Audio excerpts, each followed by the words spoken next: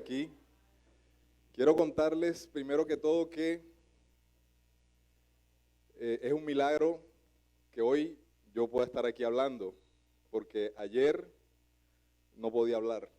He tenido una fuerte gripe esta semana, por lo cual ayer tuve un momento de confrontación con el Señor. Le dije, bueno, Señor, ¿tú qué vas a hacer? Porque yo no puedo hablar. Y en ese momento ahí de intimidad, escuché la voz de Dios que me decía, tú solamente párate. Tú solamente ve allá y párate, que el Espíritu Santo va a hablar por ti. Pero de todas formas yo me preparé, no crean que fue que no preparé nada. Y me tomé los remedios porque el Señor también nos ha dado la sabiduría, los médicos, la ciencia, todo eso proviene del Señor. ¿Quién ha dicho que eso no proviene del Señor? Entonces, bueno, voy a tener aquí a la mano mi botellita de agua por si me da el ataque de tos, aquel. Pero bueno, mis queridos amigos, el día de hoy, como les decía, yo creo que el Señor va a hacer algo diferente. Yo vine preparado con Lucas 15, que es el pasaje que el Señor me dio para predicar, para compartir. Pero como Él me dijo a mí que el que iba a hablar era Él, vamos a hacer lo siguiente. En cada fila, usted ahí tiene, por fila, tiene 3 o 4 compañeros de fila.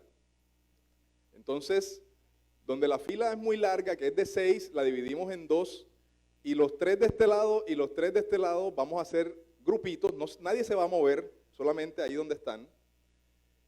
Esto yo no sé, nunca había pasado, nunca yo lo había hecho, no he visto a nadie que lo haga en un mensaje de domingo, pero yo creo que el Espíritu Santo es el que nos quiere hablar y me va a ayudar porque no voy a tener que hablar tanto yo.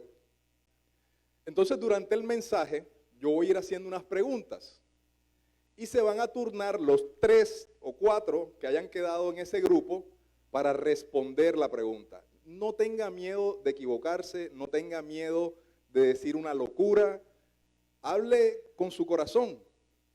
Durante ese tiempo que ustedes hablen los 3, ojalá sea pues muy pasito para que nos podamos escuchar y los otros también se puedan escuchar, pues yo voy a descansar la voz. ¿Les parece bien? Bueno, ok. Vamos empezando. El tema de hoy se llama Lost and Found. Porque, pero es que ya tenemos personas que vienen y hablan en inglés. Ya hemos hecho 2 servicios con traducción simultánea. Si no, pregúntenle a Isabel y a María Camila, ¿cierto? Ya hemos tenido servicios con traducción simultánea. Ya hay personas de habla inglesa que vienen. Pero bueno, solamente es el título, no se asusten. Ya de ahí para adelante todo en español. Tranquilos. La palabra lost and found traduce, si es un traductor especializado, traduce oficina de objetos perdidos. Eso es lo que traduce regularmente en el habla común. Pero yo la traduje literalmente, perdidos y encontrados. Porque Lucas 15 es el departamento de objetos perdidos de la Biblia. ¿Cuántos sabían eso? ¿No? ¿Sí? Bueno, algunos sabían. Yo sé que aquí hay mucha gente que sabe mucha más Biblia de la que aparentan. Se quedan calladitos porque yo sé que son humildes en su corazón. Pero bueno, este análisis o este Lucas 15, ustedes dirán, uy, pero todo el capítulo lo vamos a... Pues sí, porque todo el capítulo, cuando lo exploramos y lo vamos a tratar de hacer lo más rápido que podamos, de aquí si salimos a las 2, a las 3, no hay problema, de ahí hay tiempito y hacemos el almuerzo, lo corremos. Y como decía mi mamá, un solo tren los domingos. Almorzamos a las 3, ya a las 7, ya para qué vamos a almorzar, ya esperamos el desayuno el lunes, ya no hay problema. Pero bueno. Yo aprovecho que está mi mamita hoy. Un aplauso para mi mamá que está hoy aquí de visita, por favor. No lo puedo evitar. Bueno, vamos a empezar porque si no nos vamos a demorar toda la mañana. Vamos a empezar Lucas 15 del 4 al 7. Primer objeto perdido, la oveja perdida. Y dice, ¿qué hombre de vosotros, teniendo 100 ovejas, si se pierde una de ellas, no deja las 99 en el desierto y va tras la que se perdió hasta encontrarla? Y cuando la encuentra, la pone sobre sus hombros gozoso, y al llegar a casa reúne a sus amigos y vecinos diciéndoles, gozaos conmigo, porque he encontrado mi oveja que se había perdido. Os digo que así habrá más gozo en el cielo por un pecador que se arrepiente que por 99 justos que no necesitan de arrepentimiento. Y miren qué resaltado ahí, los que están viendo el versículo ahí en la pantalla, he resaltado las palabras que se pierde, que se encuentra, y en el último, que se arrepiente. Y vamos a notar la similitud, la igualdad, la analogía entre las palabras encontrar y arrepentirse. ¿Qué nos va señalando por aquí Jesús? Porque ese es el mismo Jesús quien está contando esas parábolas. Que la palabra encontrar está relacionada directamente con arrepentimiento. Eso es lo que vamos a ir aprendiendo, ya vamos a ir viendo. Pero entonces vienen las preguntas que vamos a ir trabajando ahí en los grupitos de a tres. Primera pregunta. Bueno, ya les dije que entre los tres se van turnando quién responde la primera, quién responde la segunda y así sucesivamente. En su grupo, la persona que le tocó la número 1 va a responder, ¿qué cree usted que motiva a ese hombre a ir por su oveja? 2 minuticos para responder ahí. Los que están viéndonos por internet, pues también van haciendo ahí, van tomando notas. ¿Qué cree usted que motiva a ese hombre a ir por su oveja?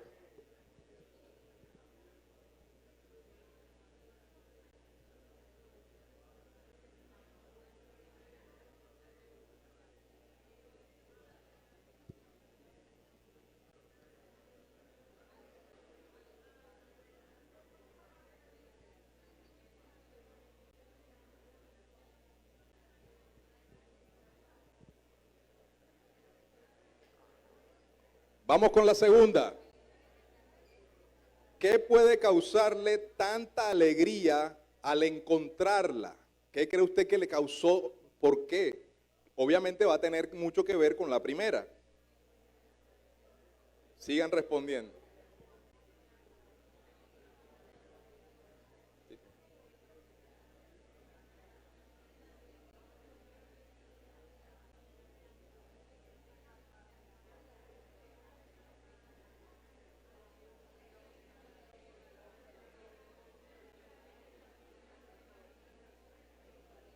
$30 segundos.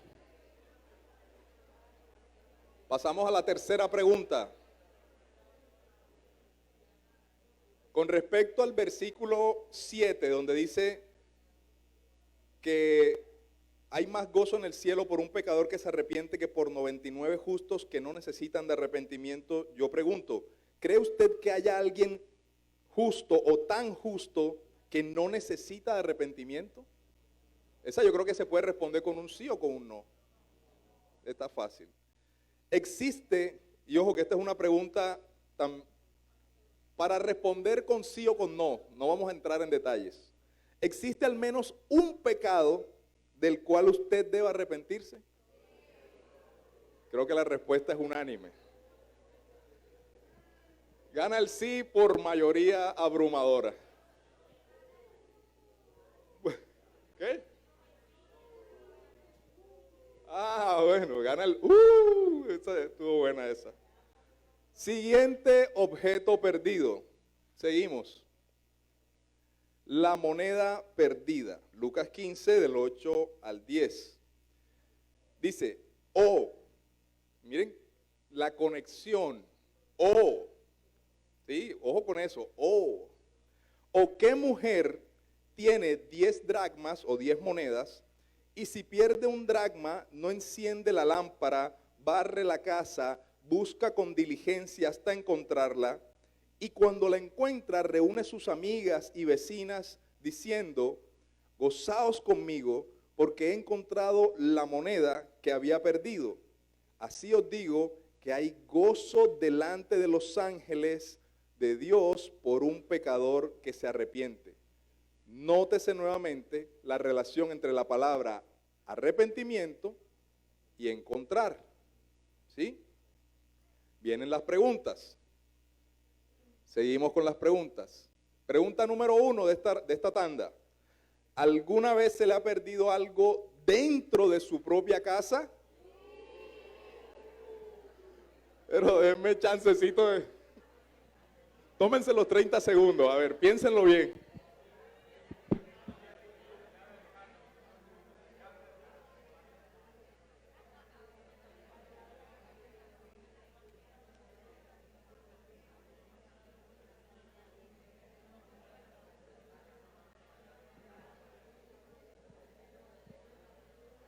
Por aquí me dicen que el control remoto.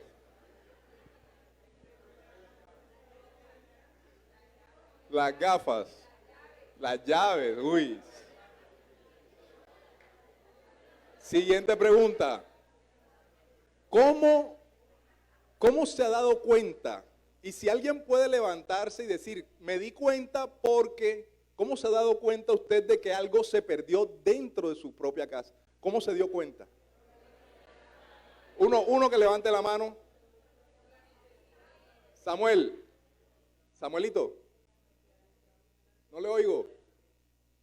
Levántese.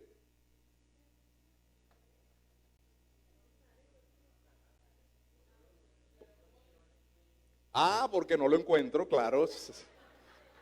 Pero es que Lili.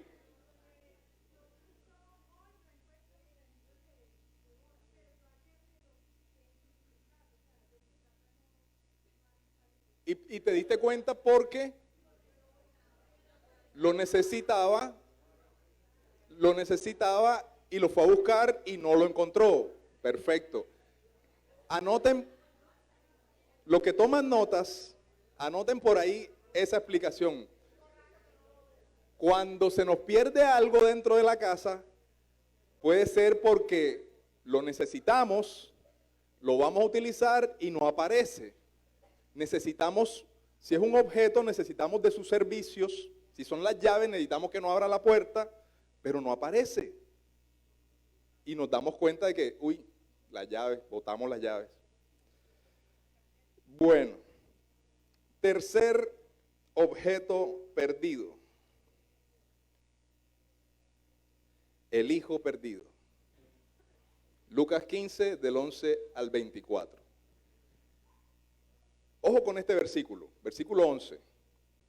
También dijo, un hombre tenía 2 hijos. Alto ahí.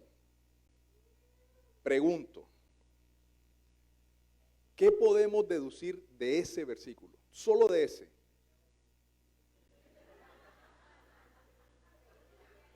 Que un hombre tenía 2 hijos. Yo voy a decir algo aquí que me gustó esa respuesta. Que tenía 2 hijos, claro, tenía 2 hijos.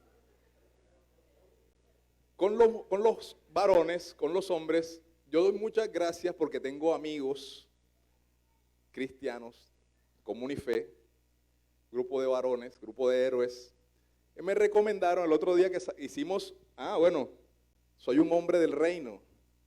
Este recordatorio me quedó de la última reunión que hicimos de varones, en la cual después de esa reunión de varones, nos fuimos a comer hamburguesas, a charlar de cosas de la vida, y Moisés y Miguel me recomendaron una serie que se llama The Chosen, o Los Elegidos. Es una serie que habla de la vida de los discípulos cuando estaban con Jesús, etcétera, etcétera. No la voy a contar, no la voy a spoilear, pero esa serie me gustó muchísimo porque no hace doctrina de cosas diferentes a las que ya están en la palabra, es muy apegada a la escritura, pero rellena con argumentos que hacen como un hilo conductor entre muchas cosas que no difieren, es decir, no desmienten la Biblia, sino que te dan contexto de cómo pudieron haber sucedido las cosas. No es que te quieran implantar, no, esto es la nueva manera en lo que pasaron las cosas, no, yo lo he tomado como que me quieren llenar un poquito más de explicación, de contexto, de cómo se dieron las cosas. Cuando yo estaba leyendo este pasaje, y yo leí, un hombre tenía 2 hijos. Yo, espérate. Hasta donde yo tengo entendido, un hombre solo no pare 2 hijos. No sé si ustedes, algunos estén en desacuerdo conmigo. Un hombre tenía 2 hijos, ¿qué implica? Debía haber una esposa, al menos una. Pueden ser de pronto 2, pero al menos tuvo que tener una esposa. Y esa esposa ya no vivía con ellos. ¿Qué pasa? Que en el contexto, miren hasta dónde lo que me hizo esta serie me puso a pensar un poquito más allá. Me dijo, a lo mejor se divorciaron, pero en el contexto de la época, cuando uno revisa el contexto histórico, el divorcio era una opción muy remota. Y además, después cuando leí, bueno, también pensé, yo dije, de pronto es que por el machismo que había en el entorno de la época, anulaban a la esposa y no la mencionaban. Pero me acaban de narrar una historia donde hablan de una mujer y cómo a la mujer se le perdió una moneda, es decir, no anulaba, Jesucristo no lo hacía por lo menos. De pronto el contexto histórico sí era machista, pero Jesús siempre se encargó de darle valor a la mujer, de darle valor a los niños que eran subvalorados en esa época. Entonces Jesús, narrando su propia historia, no creo que haya anulado a una mujer solo porque sí. Entonces esa frase, un hombre tenía 2 hijos, tiene un significado un poco mayor, si la analizamos bien. ¿Qué puede haber sido? Puede haber sido una muerte prematura de esa mujer. Y una de las causas más probables, ya esto es un poquito entrando al nivel CSI, de investigación criminal, ustedes me entienden, yo siempre he tenido un poquito de investigador. Entrando un poquito en ese nivel, puede haber sido que una de las causas de esa época era la mortalidad al dar a luz. Entonces las mujeres, el 90% de las mujeres fallecía cuando daba a luz. Y lo más seguro es que falleció cuando dio a luz el segundo. Porque al primero, o sea, después como todo el segundo. Bueno, fíjense todo lo que uno saca de la frase, un hombre tenía 2 hijos. Seguramente, sí, bienvenido.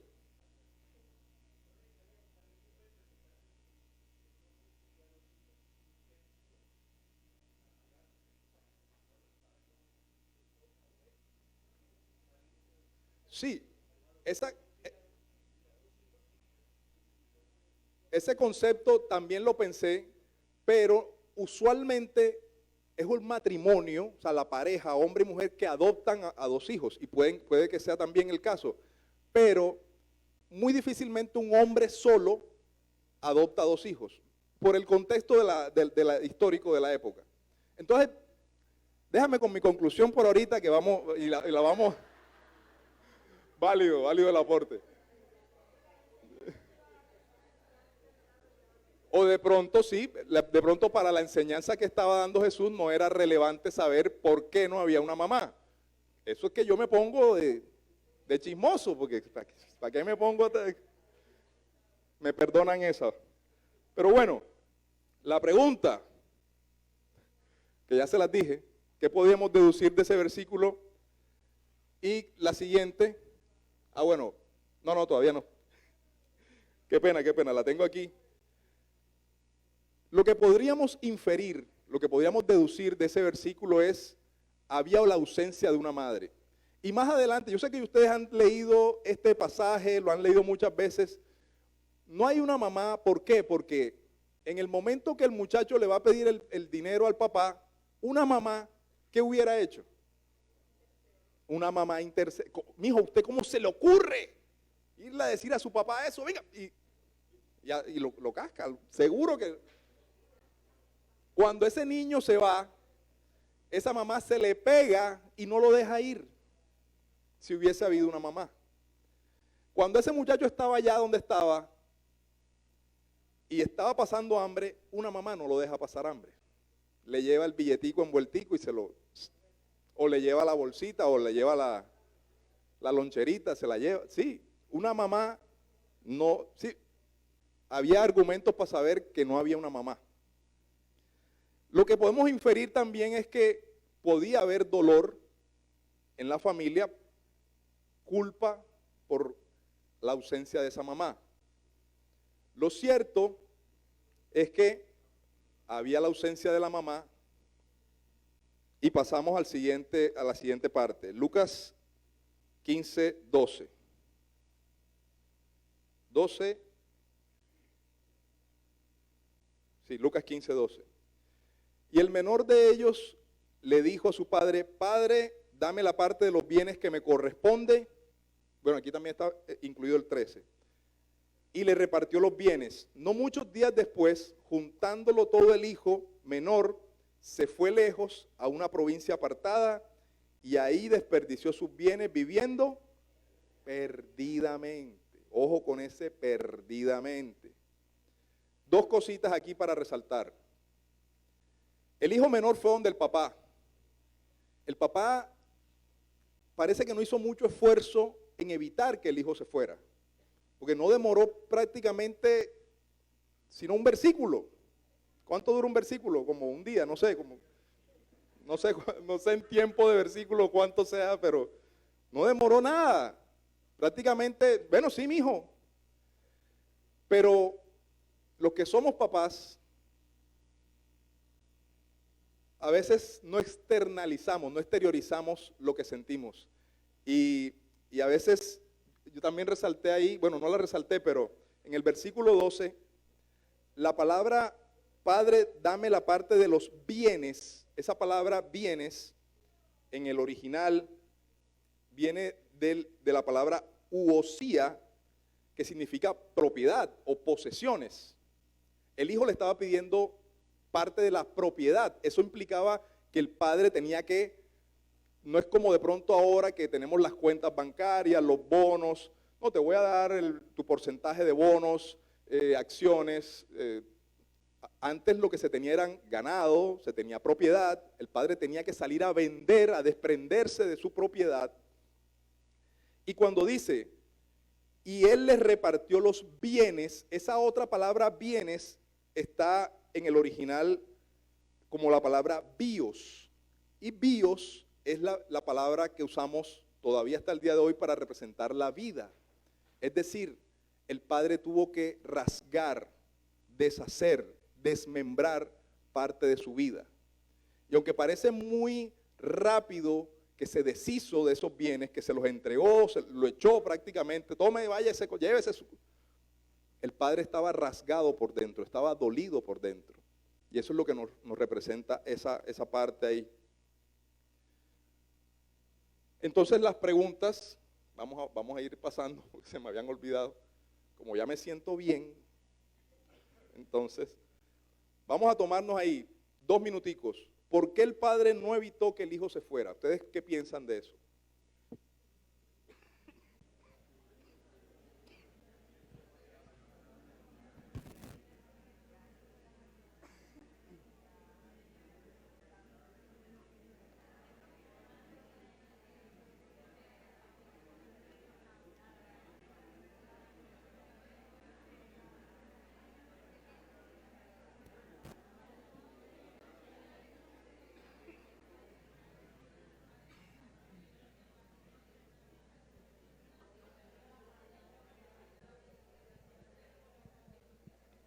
Siguiente pregunta. ¿Qué implicaciones tenía el dividir la herencia antes de su muerte?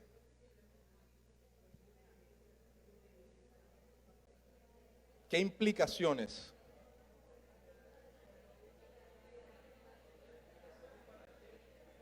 Para la familia, para los tres, para el padre y los 2 hermanos. Bueno, permítanme, ahí los voy a ayudar un poquito con la segunda pregunta. Para darles un poquito de contexto, en la tradición hebrea, el primogénito Escúchenlo bien, ojo que esto de pronto le puede llamar la atención a los primogénitos. El primogénito tenía derecho al doble de la herencia de los demás hermanos. Es decir, el primogénito se quedaba con 2/3 partes de toda la herencia, y si había 1 o 2 o 3 hermanos, les tocaba repartirse lo que quedaba. Es decir, ese padre tuvo que salir a vender 1/3 de sus bienes para entregárselo a ese hijo menor. Y a raíz de ese momento, todo lo que quedaba, es decir, los otros 2/3 pertenecían ¿a quién? Al hermano mayor. Así de sencillo. No había otra manera de repartir la herencia, pero ojo, la herencia se repartía al morir el padre. Es decir, la implicación, que de pronto me faltó darles un poquito más de contexto ahí, era que el hijo, en su corazón, el hijo menor estaba deseando que el padre se muriera. En su corazón, lo que le estaba diciendo el hijo, mira, ¿por qué no te mueres? Y yo recibo mi herencia y hago con ella lo que me dé la gana. Es doloroso, pero eso era lo que le estaba diciendo el hijo. Bueno, sigamos avanzando. Lucas 15, del 13 al 16. Voy a ir leyendo esto muy rápidamente. No muchos días después, juntándolo todo, el hijo menor se fue a una provincia apartada y allí desperdició sus bienes viviendo perdidamente. Miren la elegancia con la que la Biblia dice cómo estaba viviendo el hijo. Ahora verá cómo después lo dice el hermano, ya algunos saben, pero bueno. Y cuando todo lo hubo malgastado, vino una gran hambre en aquella provincia y comenzó a faltarle, y fue y se arrimó a unos ciudadanos de aquella tierra, el cual le envió a su hacienda para que apacentase cerdos, es decir, para que les diera la comida a los cerdos. Ese era el trabajo que lo habían puesto a hacer. Y deseaba llenar su vientre de algarrobas que comían los cerdos, pero nadie le daba. La primera pregunta, y la voy a hacer de esta manera. Si un buen, por decirlo así, samaritano, hubiese aparecido en ese momento con un Kentucky Fried Chicken y le lleva una bandeja de alitas o le lleva, no sé, un pollo de ara, ¿un qué? Un arroz chino, un free snack. Ese momento, ¿ustedes creen que ese muchacho se hubiera arrepentido? Y esta parte, yo voy a ponerme guantes para tocar porque somos padres. Y a los padres, si hay algo que nos toca el corazón es nuestros hijos. Y a veces, como padres, queremos solucionarles la vida a nuestros hijos. Y no entendemos que nuestros hijos también necesitan pasar procesos y que Dios también los pasa a ellos por procesos. A veces creemos que la vida son los eventos, es decir, la graduación de la universidad o la graduación del colegio es un gran evento, lo festejamos, lo celebramos, pero subvaloramos o infravaloramos el proceso que tuvimos que haber pasado para llegar a esa graduación. Las noches de trasnocho, el ver a nuestros hijos estudiando todas las noches, o ver a nuestros hijos jugando videojuegos y el día del grado, no papá, perdí el año. ¿Cómo así? ¿Qué pasó? Pensamos que, perdió el año. No, pensamos en el evento, pero no pensamos en todo el proceso que hubo que pasar para que llegara a ese resultado.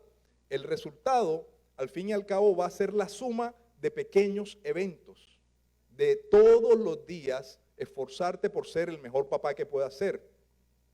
Pero si a pesar de todo, ese hijo se va o ese hijo se pierde, se desvía, se descarría, ustedes, cuando yo hacía la pregunta, ¿por qué creen que el padre no evitó que se fuera? Yo pregunto, ¿será que no lo amaba? Sí lo amaba. Cuando hice la primera pregunta de la oveja, ¿Qué cree usted que motivaba a ese hombre a ir por su oveja? El amor. Amaba a su oveja. La mujer que se le perdió la moneda, de pronto no es que amaba la moneda, pero seguramente sí la necesitaba. La necesitaba. Necesitaba que la moneda le fuera útil. Este padre amaba a su hijo, pero entendía, y yo creo que si Jesús está contando la historia porque entiende que es un hombre de Dios, ese hombre entendió que ese muchacho necesitaba pasar su proceso, necesitaba llegar al punto donde llegó, a tocar fondo, y entonces estuvo dispuesto, ya lo vamos a ver más adelante. Pero otra cosa, no es lo mismo ser oveja que ser hijo. Y eso es una verdad que incluso a los líderes en la iglesia a veces nos cuesta reconocer. Cuando una persona se va de nuestra cobertura, de nuestro grupo, de nuestra célula, de nuestra iglesia, y es oveja, ¿qué quiere decir que es oveja? Que es inmaduro. Hay que ir por él, hay que traerlo, hay que, con lazos de amor, no con la correa, hay que llamarlo nuevamente, hay que atraerlo. Pero cuando es un hijo grande, crecido, maduro, si se va, ábrele la puerta. Eso es lo que nos está enseñando hasta aquí este pasaje, por lo menos yo creo que he recibido y estamos compartiendo. El padre amaba a su hijo, pero tenía que dejar pasar ese proceso. Entonces, padres, el llamado es, tenemos que dejar que nuestros hijos vivan sus procesos. Si Dios tiene un trato con ellos, hay que dejarlo, no hay que solucionarles la vida. Ahora, ojo, no estoy hablando de niños, estoy hablando de hijos maduros, crecidos, con los cuales obviamente ya tuvimos procesos. Sí, no estoy hablando de que un niño de 8 años se quiere ir de la casa, papá me voy, bueno váyase, no, eso, ojo, no estoy hablando de eso. Porque entonces ahora no, porque allá en la iglesia dijeron que te tenía, chao, te vas, el de 5, no podemos. No podemos, estamos hablando de hijos maduros, de hijos crecidos, de hijos que ya, de 14 por ahí. Están a punto de cumplir los 15. No, es broma, es broma. Hijos que ya entienden y saben qué es lo bueno y qué es lo malo de la vida. Otra pregunta, a ver, una pregunta para ustedes mismos ahí, que se la contesten en el grupo. ¿Alguna vez has aprendido una lección de Dios por el camino difícil? Pero hablen entre ustedes, hombre.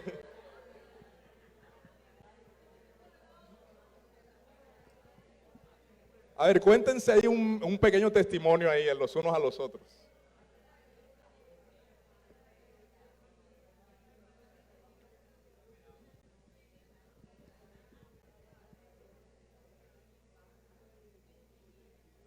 Hay tiempo, hay tiempo. Bueno, vamos siguiendo. Lucas 15. Siguiente. Lucas 15, 17 al 20. Dice, y volviendo en sí. Bueno, parecía que el hombre como que no estaba muy en sus cabales cuando hizo todo lo que hizo, porque en este momento dice, volviendo en sí, dice, ¿cuántos jornaleros en casa de mi padre tienen abundancia de pan? Y yo aquí perezco de hambre. Y miren que el hombre era inteligente. Se inventa un plan. Dice, me levantaré e iré a mi padre y le diré, Padre, he pecado contra el cielo y contra ti. Ya no soy digno de ser llamado hijo tuyo. Hazme como uno de tus jornaleros. Y levantándose vino a su padre, y cuando aún estaba lejos, lo vio su padre, y fue movido a misericordia, y corrió y se echó sobre su cuello y le besó. Esa es la actitud de un padre. ¿Qué hizo ese muchacho? Yo creo que tengo las preguntas aquí, pero sí, dígame.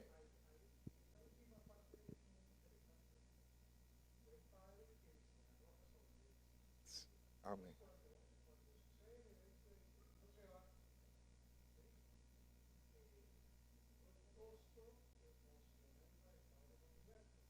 Así es.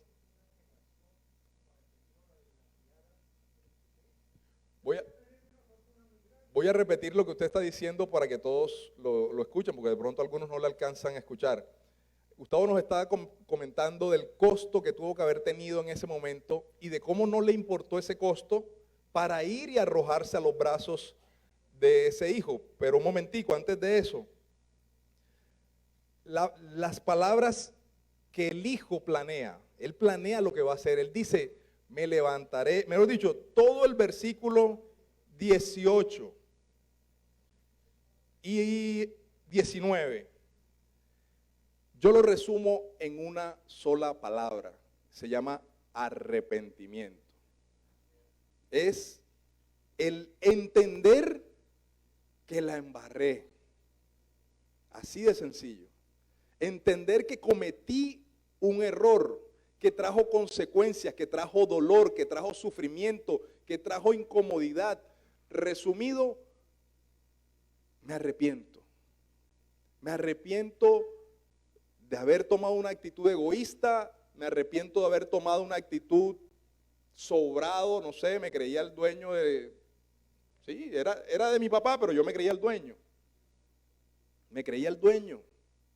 Y por creerme el dueño, pensé que podía hacer con eso lo que yo quisiera, lo malgasté y tuvo consecuencias graves. Y las consecuencias terminaron en que seguramente se estaba muriendo de hambre. Pero el hombre que dice, el hombre entra en razón, dice ahí en el 17, volviendo en sí, dijo, tengo que arrepentirme. Y efectivamente, ¿qué debe hacer un padre? Yo no sé qué hubiera hecho usted. Seguramente yo, sentado en mi mecedora, ahí viene. Vamos a ver con qué me va a salir. Vamos a ver.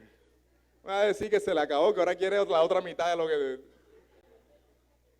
De pronto, eso somos nosotros, ¿verdad? En nuestra humanidad pensamos, pero Jesús nos está describiendo lo que haría el Padre Dios.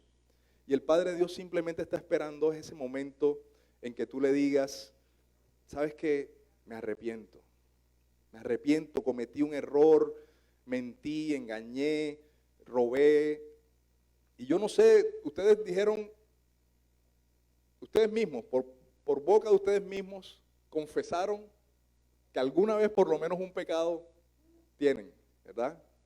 Entonces, ¿qué te parece ahí si cierras los ojos? No vamos a todavía terminar, pero quiero tener un momento, solo un momento, en que le digas a Dios ahí donde estás, Señor, me arrepiento, perdóname, Padre, porque por un pecado pude haberme perdido, pero el acto de arrepentirme hace que tú me encuentres, Señor.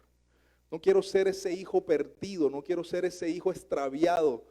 Quiero que tú me traigas nuevamente delante de ti, de tu presencia, y que me abraces. Quiero que seas mi padre y quiero ser tu hijo. No quiero ser simplemente una oveja. Gracias a ti, Señor. Gracias, Dios, en el nombre de Jesús. Y este padre besa a este hijo. ¿Y por dónde voy? Pero este hijo planea algo. Este hijo en su plan de arrepentimiento dice, quiero que me hagas como uno de tus jornaleros. Él dice, yo sé que la embarré, yo sé que cometí un error, necesito volver a la posición de hijo. Y él piensa que se lo va a ganar con su propio esfuerzo. Otro pequeño error. Porque el padre le dice, no, tú no te lo vas a ganar con tu propio esfuerzo. Tú eres mi hijo. Y lo que hace este padre, vamos a ir a Lucas 15, 21, 24. Él le dice, efectivamente, le dice su plan, he pecado contra el cielo, contra ti, no soy digno de ser hijo tuyo, pero el padre le dice a su siervo, saca el mejor vestido, vístele, ponle un anillo en su mano y calzado en sus pies. Paremos ahí. ¿Qué significa eso? Significa identidad. Muchas veces estamos dentro de la iglesia, venimos cada domingo, pero no nos identificamos como hijos. Y el saber que eres hijo tiene una implicación muy importante porque sabes que tu padre va a tener cuidado siempre de ti. Sabes que tu padre no te va a dejar ni te va a abandonar.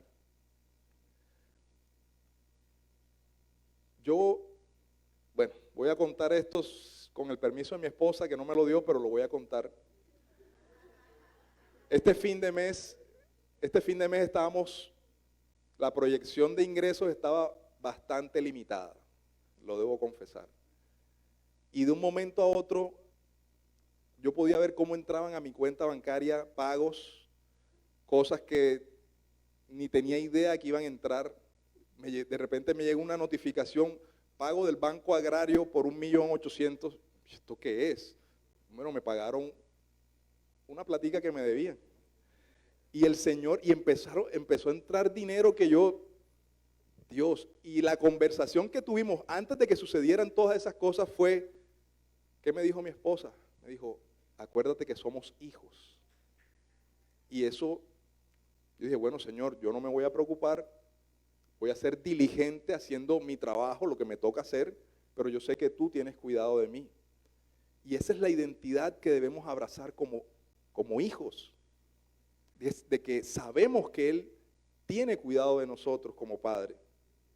Y que en el momento que hacemos eso que hizo ese hijo, confesó su pecado e incluso sabía que no era digno de ser llamado hijo, pero el Padre le dice, mira, aquí está tu vestido, esta es tu identidad de hijo.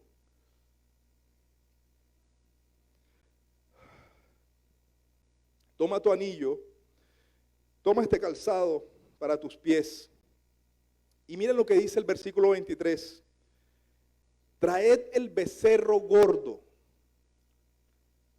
Esta palabra, esta frase, becerro gordo, implica, el becerro gordo era el becerro que se criaba, que se engordaba todo el año para que después llevarse al templo como sacrificio. El Padre está diciendo, tú eres tan valioso para mí, que he dado el becerro gordo, ¿y saben a quién representa el becerro gordo? A Jesús. He dado a mi hijo por causa de ti. No me importa qué pecado hayas cometido, cuán grave haya sido tu falta. Lo que de verdad quiero que sepas es que eres mi hijo. Desde el momento en que te arrepentiste, desde el momento en que confesaste tu pecado, que decidiste que entrara en tu vida, que entrara en tu corazón, desde ese momento eres mi hijo. Y el sacrificio de la cruz de Jesús es ese becerro gordo, por haberle recibido bueno y sano. Perdón, me equivoqué. Voy por acá por el 23. Traed el becerro gordo y matadlo, comamos y hagamos fiesta. Hay fiesta en los cielos cada vez que un pecador se arrepiente. Porque mi hijo muerto era y ha revivido, se había perdido y ahora es hallado. Por eso se llama perdidos y encontrados. Y comenzaron a regocijarse. Hasta aquí la historia, wow, genial, esto está súper. Pero ¿qué pasa? Que el capítulo no se ha acabado. Viene una parte muy buena también. El padre restituye a su hijo. El hijo, lo que nos mostró inicialmente ese hijo perdido, era que había deseado los bienes del padre, pero no al padre. Es más, en su corazón deseaba que el padre hubiera muerto, ¿verdad? El hecho de haberse arrepentido equivale a que el padre lo hubiese recuperado, lo hubiese encontrado.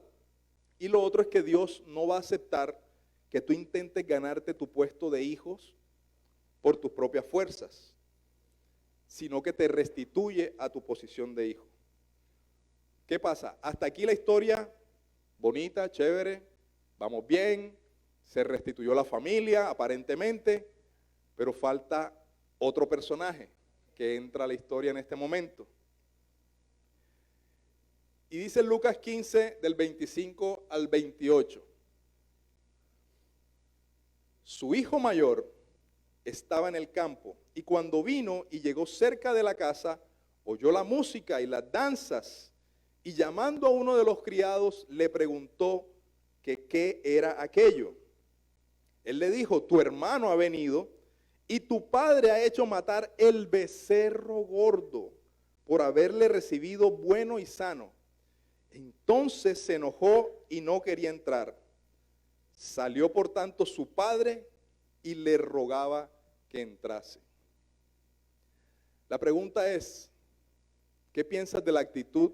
Vamos a ir a las preguntas. ¿Qué opinas de la actitud del hijo mayor?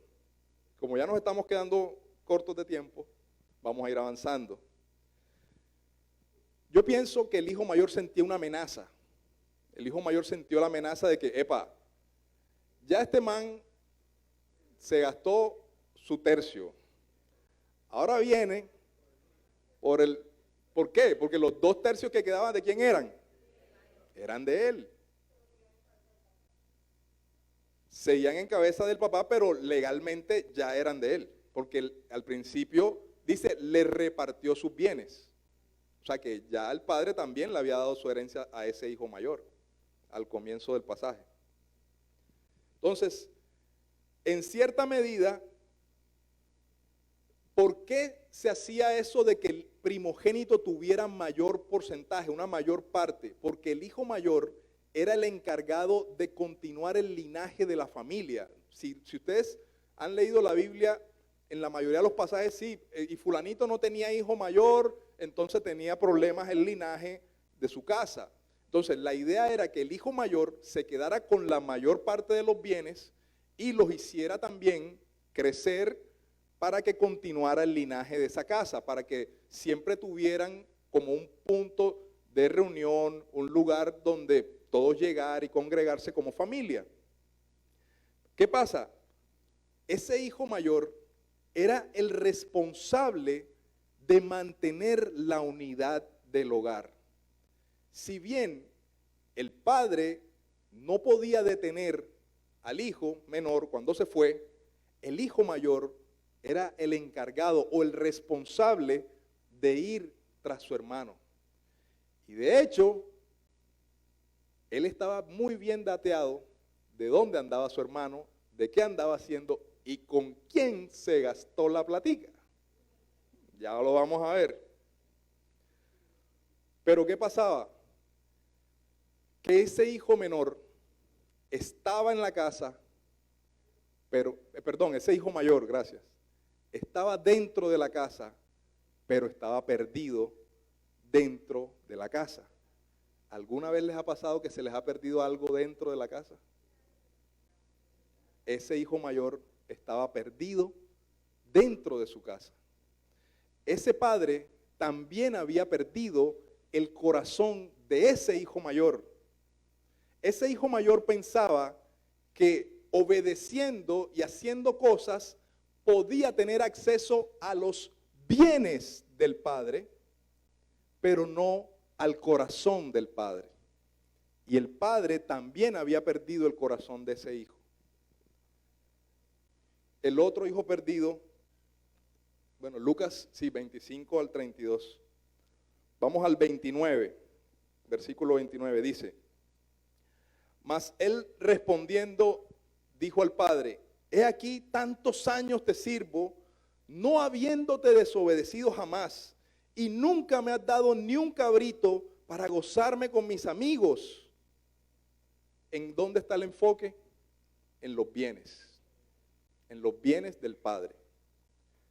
Nunca me has dado ni un cabrito, pero cuando vino tu hijo, y escuchen bien la expresión que lanza, que ha consumido tus bienes con rameras. O sea, el hombre estaba bien dateado de dónde andaba el hermano y qué estaba haciendo con la plata. Has hecho matar para él el becerro gordo. Él entonces le dijo: hijo, tú siempre estás conmigo y todas mis cosas son tuyas, mas era necesario hacer fiesta y regocijarnos, porque tu hermano era muerto y ha revivido, se había perdido y es hallado. Jesús deja la historia ahí, en ese punto. No nos dice, no nos habla cuál fue la actitud de ese hermano mayor. Y yo les voy a decir, desde mi humilde opinión, que la mayoría de las veces me equivoco. Pero yo creo que ese hermano mayor somos tú y yo. Estamos en esta casa, pero venimos ¿por qué? ¿Por el Padre o por lo que nos puede dar el Padre? Estamos en esta casa, pero venimos realmente porque amamos al Padre. ¿Qué es lo que nos motiva a congregarnos cada domingo? ¿Qué es lo que nos motiva a servirle? Como dice el Hijo, no te he desobedecido jamás. ¿Qué es lo que nos motiva realmente a obedecer? ¿Son las bendiciones que nos puede dar el Padre o es el corazón del Padre? Entonces, esta conclusión llego. Hay hijos perdidos en desobediencia porque a través de esa desobediencia quieren los bienes del Padre por la fuerza. Y hay hijos que por la obediencia y a causa de hacer cosas creen que pueden tener acceso a los bienes del Padre. Y el Padre simplemente le dice, a pesar de que has estado aquí conmigo, a pesar de que estás dentro de mi casa, no has tenido tu identidad de hijo. Porque todo lo que yo tengo es tuyo. Todo lo que he puesto bajo tus manos, en tus manos, te lo he dado. Lo tienes. No tienes necesidad de hacer cosas, de esforzarte. Simplemente que las hagas porque me amas. Cuando hagas lo que hagas, cuando me sirvas, cuando tocas el piano en la alabanza, cuando danzas, cuando haces una célula, cuando vas y bautizas a tus discípulos en la playa. Cuando haces lo que haces, hazlo porque me amas y no porque a través de esas cosas vas a obtener bendición, riqueza, prosperidad. Entonces sí es un mensaje duro que nos hace reflexionar un poco, pero créanme, yo he recibido lecciones, la vida me ha enseñado a confiar en Dios en todo, en todo. Cuando nacieron mis hijas, cuando me casé, ahí fue donde más tuve que confiar en Dios. Y hemos confiado todos estos años en el Señor, pero lo que Dios me ha enseñado en estos últimos años es que soy hijo. Y lo que quiero que te lleves esta mañana es que a pesar de que podías estar perdido afuera o podías estar perdido adentro, estábamos perdidos. Y muchas veces nos falta esa identidad de hijos. La identidad de hijos que aman al Padre no por lo que el Padre les puede dar, sino porque el Padre es su Padre. Y es el Padre que los amó, y es el Padre que los sostuvo, y es el Padre que los ha tenido en el hueco de su mano, y es el Padre que los ha guardado en la hendidura de la roca, y que te ha cuidado, y que te tiene donde estás. Y otra cosa, no te quejes del proceso. El Padre a veces tiene que hacernos pasar por procesos. No pienses en el evento, en el momento. Piensa y enfócate que como es tu Padre, sabe qué es lo que más te conviene. Y sabe que necesitas un proceso, no un evento. Entonces no sé, yo creo que Dios me ha dado fuerzas para llegar hasta el final hablando. No me ha dado ataque de tos, gloria a Dios. Pero ¿por qué? No sé, yo pienso que no tenía una canción para este final. pero creo que podemos levantarnos y adorar y decirle a nuestro Padre que Él es nuestro Padre y que lo amamos. ¿Qué tal si nos colocamos de pie y le decimos cuánto lo amamos con nuestro corazón? De pronto no sabes una canción, no te sabes la letra, no eres buen cantante, no tienes buena voz, no sé, o si la tienes. Y si la tienes, mucho mejor. Pero ¿qué tal si ahí donde estás cierras tus ojos y levantas tus manos al cielo y le dices: Padre amado, perdóname. Perdóname por haberme enfocado más en tus bienes, en tus beneficios. Abre tu boca. Perdóname, Señor. Perdóname porque me he distraído con las cosas materiales que me puedes dar, que yo sé que tú me las das, porque tú eres un Padre bueno. Y cuando llegan los procesos me desenfoco, y cuando llegan los procesos a veces reniego, pero entiendo que tú me quieres llevar a través de un proceso. Perdóname, Señor, cuando no he entendido el proceso, cuando no he entendido que necesito pasar por esas pruebas, porque a través de las pruebas tú me enseñas paciencia, me das sabiduría. Perdóname, Señor. Y Padre, te quiero exaltar. Y si puedes, levanta tus manos y dile: te amo, Señor. Te amo, Dios. Tú eres mi Padre. Siempre has estado para mí. No importa cuánto me he alejado, tú siempre has estado para mí. Padre, quiero que estés en mi corazón siempre, Señor. No pierdas, no vas a perder nunca mi corazón. Te amo, Señor. Te amo, Señor Jesús. Gracias por ser ese hermano mayor que siempre va por mí, que viniste a dar tu vida por mí. Gracias por ser ese hermano mayor que me vino a rescatar. Gracias por ser ese becerro gordo, ese becerro engordado que el Padre tenía destinado para el rescate de mi vida. Gracias, Señor, porque tú me has sacado de lo más profundo, porque tú has guardado mi vida siempre. Y yo te amo, papá. Y dile: te amo, Señor. Te amo, papá. Te amo, mi papito Dios. Te amo. Te amo, papá. Abba, Padre. Te amo, Señor. Tengo el